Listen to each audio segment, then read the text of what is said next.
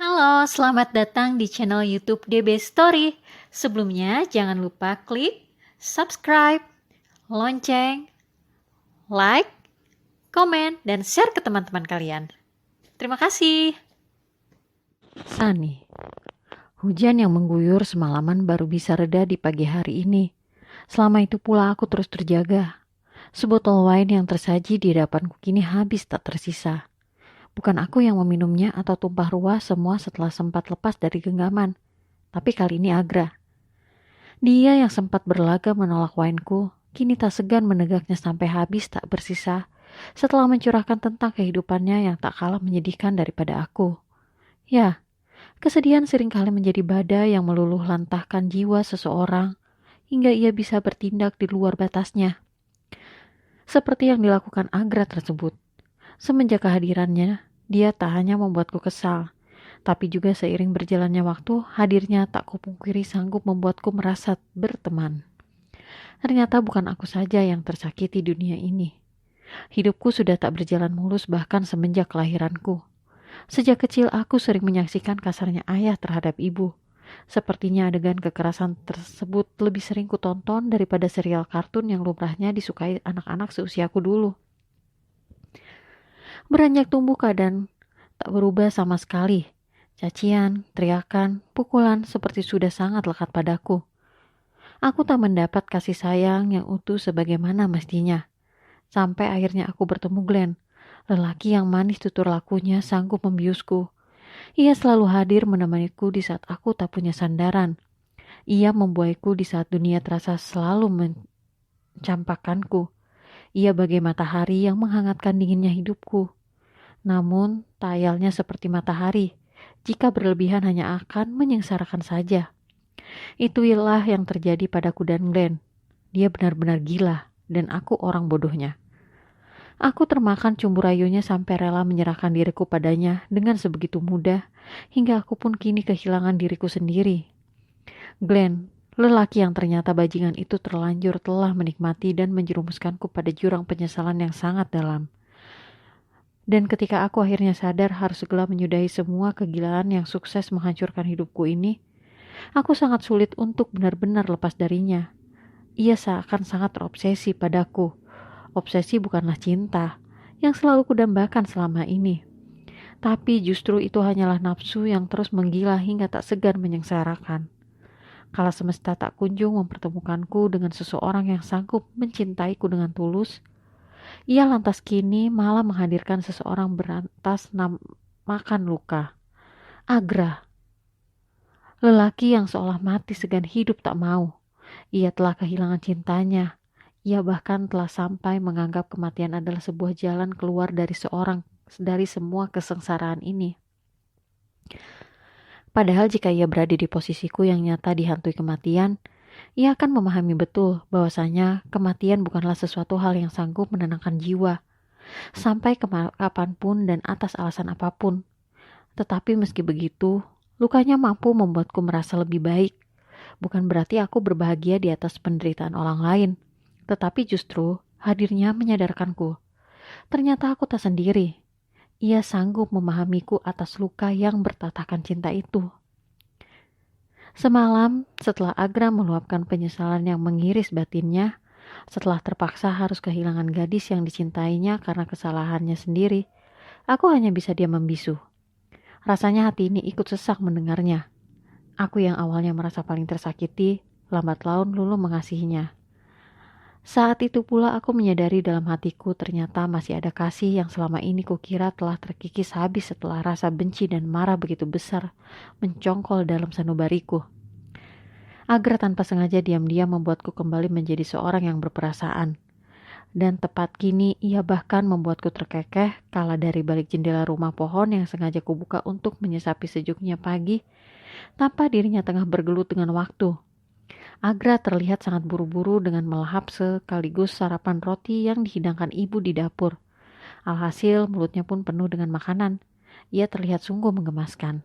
Karenanya, aku pun akhirnya memutuskan turun dari rumah pohon. Perutku cukup keroncongan setelah yang kumakan semalam hanyalah asap.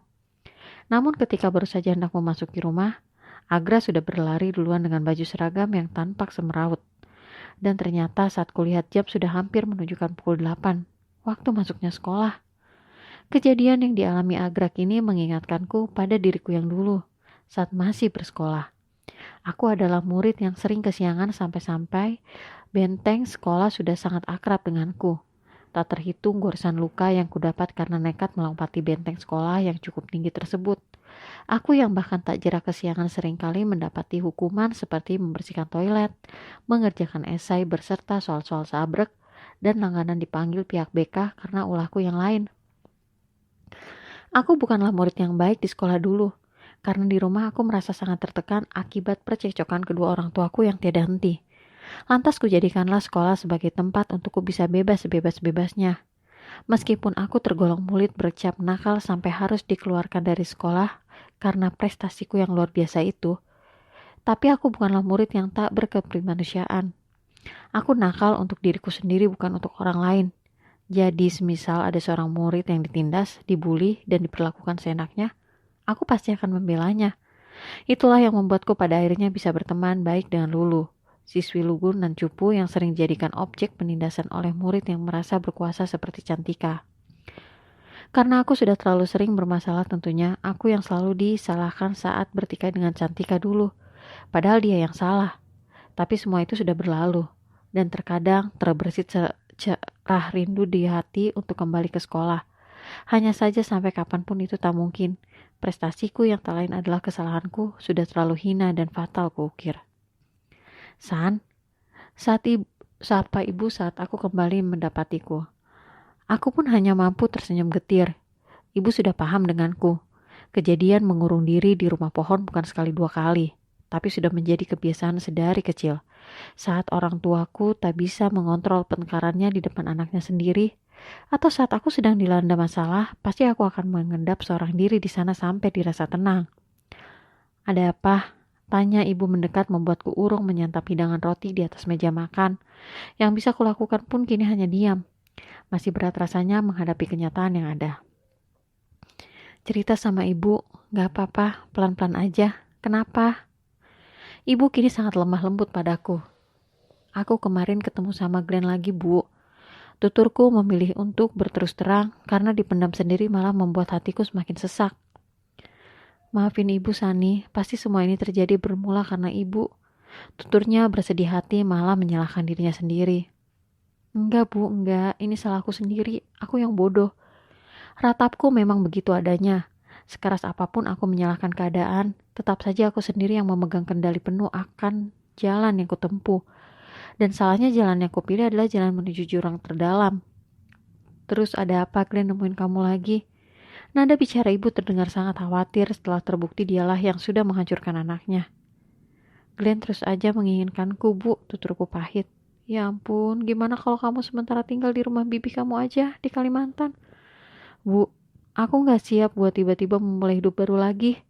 Rasanya petaka yang 2 tahun lalu membuatku hidup berubah drastis masih menyisakan trauma tersendiri bagiku hingga saat ini. Ibu cuman gak mau kamu sampai kenapa-kenapa, ujarnya wajar.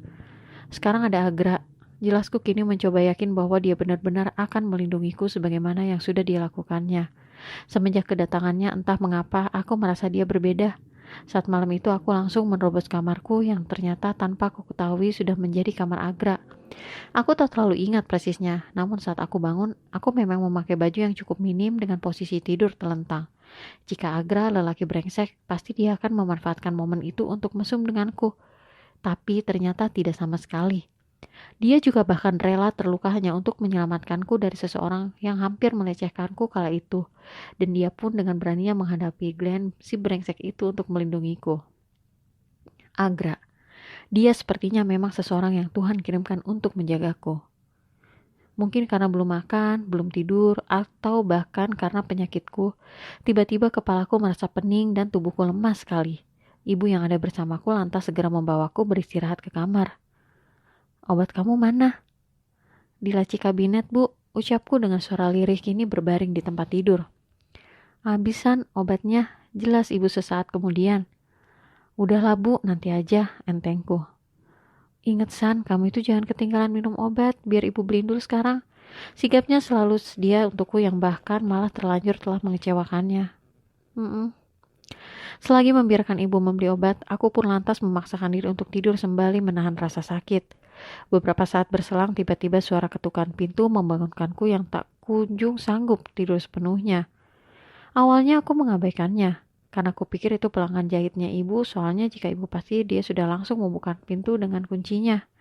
Tapi seseorang itu terus saja mengetuk pintu. Dengan langkah tertatih, terpaksa aku pun mengeceknya sebelum membukakan pintu.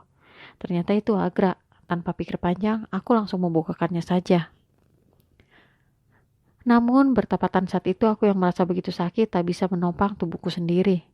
San, Agra menggapaiku. Masih dengan setengah sadar, kudapati ia langsung mengangkat tubuhku dan membawaku kembali berbaring di tempat tidur.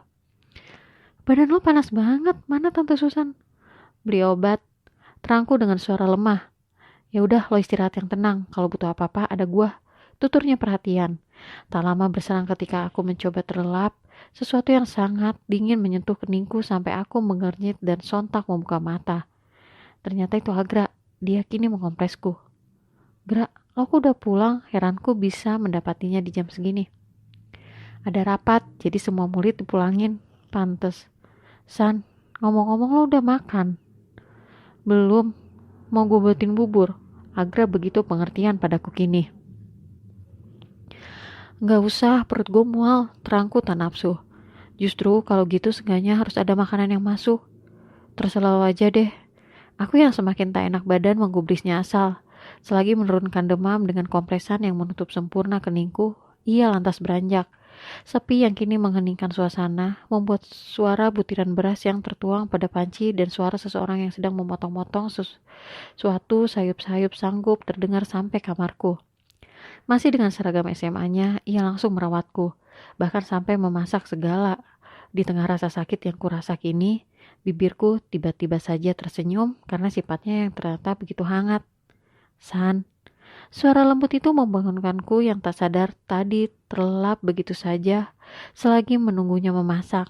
Namun bukan Agra yang kini datang dengan membawakan semangkuk bubur untukku, tapi ibu. Mana Agra? Pertanyaan itu keluar dari mulutku begitu saja. Dia ada, kenapa?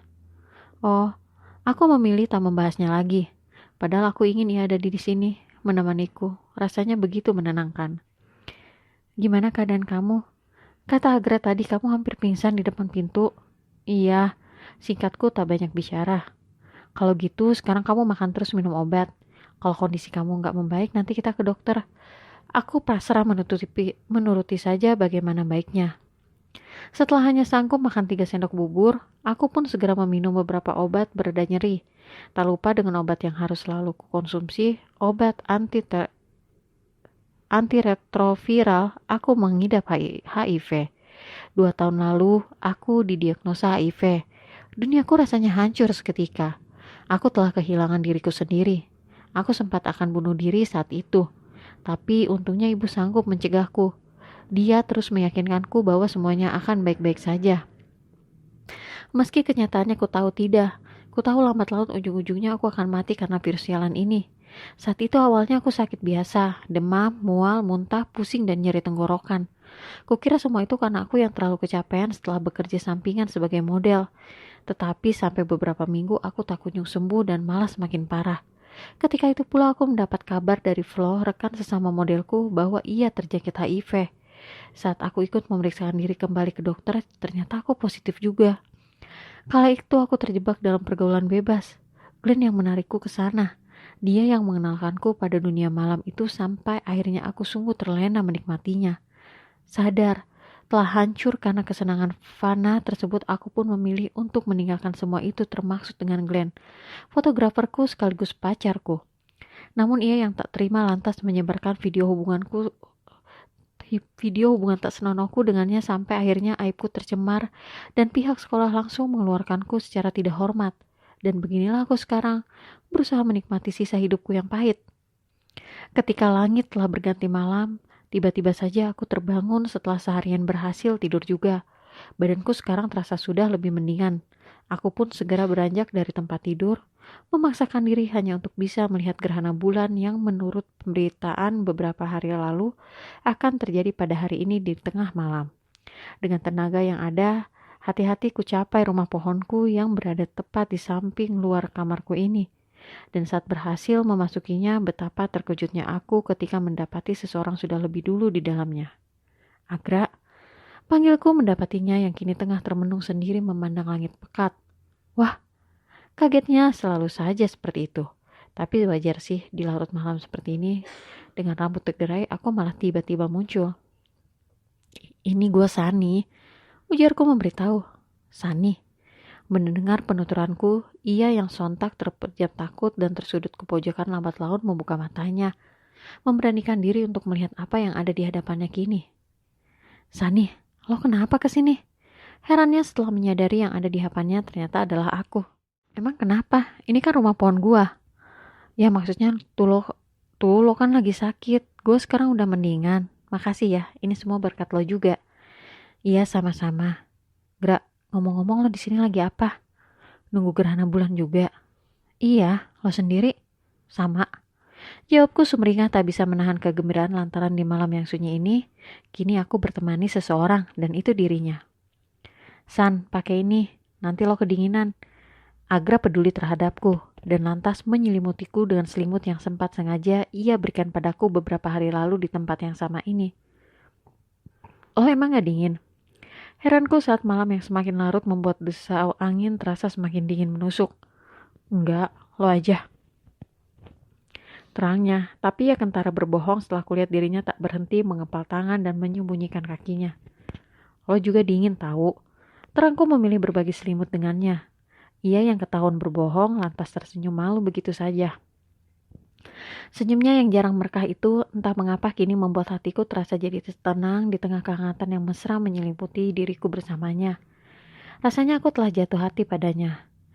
Tuh gerhana bulannya mulai muncul. Seru Agra antusias lebih dulu mendapatinya, membuat lamunanku tentangnya pecah seketika. Mana? Aku tak kalah semangat menggubrisnya, dan benar saja, kini nampak cahaya jingga kemerahan pada bulan bersinar begitu benderang. Andai mentari masih ada, pasti dia senang banget bisa ngeliat gerhana bulan semasa hidupnya. Ucap Agra berubah sendu, membuat kebahagiaanku bersamanya ikut luntur. Oh, sebegitu mencintainya kah? Gumannya penuh keyakinan. Walau dia udah tiada, aku kembali bertanya seolah mencari celah di hatinya. Ada dan tiadanya dirinya, entah kenapa gue masih saja mencintainya. Rasanya dia bakal selalu mengisi relung hati gue, sampai kapanpun. Ketulisannya kini malah membuat hatiku terasa sakit. Di sisa hidupku, aku ingin sekali merasakan dicintai dengan tulus. Dan aku sangat berharap bisa mendapatkan itu dari lelaki sebaik Agra. Tapi aku hanyalah Sani, bukan Mentari. Gadis yang sungguh beruntung bisa mendapatkan cinta setulus itu.